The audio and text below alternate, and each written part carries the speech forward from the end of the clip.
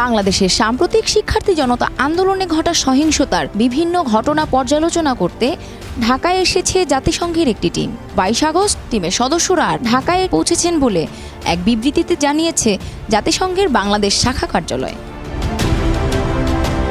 জাতিসংঘের মানবাধিকার বিষয়ক অঙ্গসংস্থা United Nations High Commissioner for Human রাইটসের এশিয়া প্যাসিফিক শাখার প্রধান নির্বাহী ররি মংভেন এই টিমের নেতৃত্বে রয়েছেন।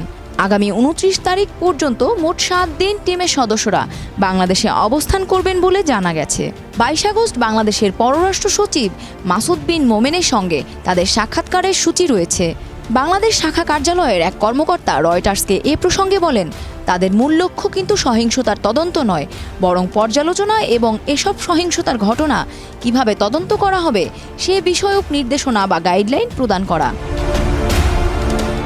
সরকারি চাকরিতে কোটা সংস্কারের দাবিতে গত জুলাই মাসে আন্দোলন শুরু করেছিলেন শিক্ষার্থীরা।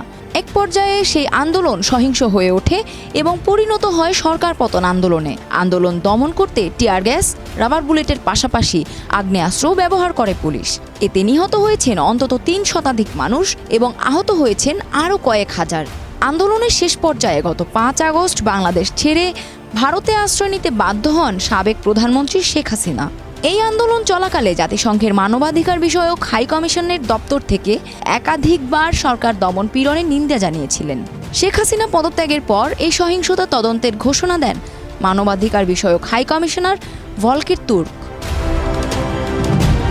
ইতিমধ্যে বাংলাদেশের নোবেলজয়ী অর্থনীতিবিদ ডক্টর মোহাম্মদ ইউনুসকে প্রধান উপদেষ্টা অন্তর্বর্তী সরকার প্রতিষ্ঠিত হবার পরে গত সপ্তাহে টেলিফোন করে তুর্ক জানিয়েছিলেন শীঘ্রই জাতিসংঘের একটি প্রতিনিধি দল ঢাকায় আসছে।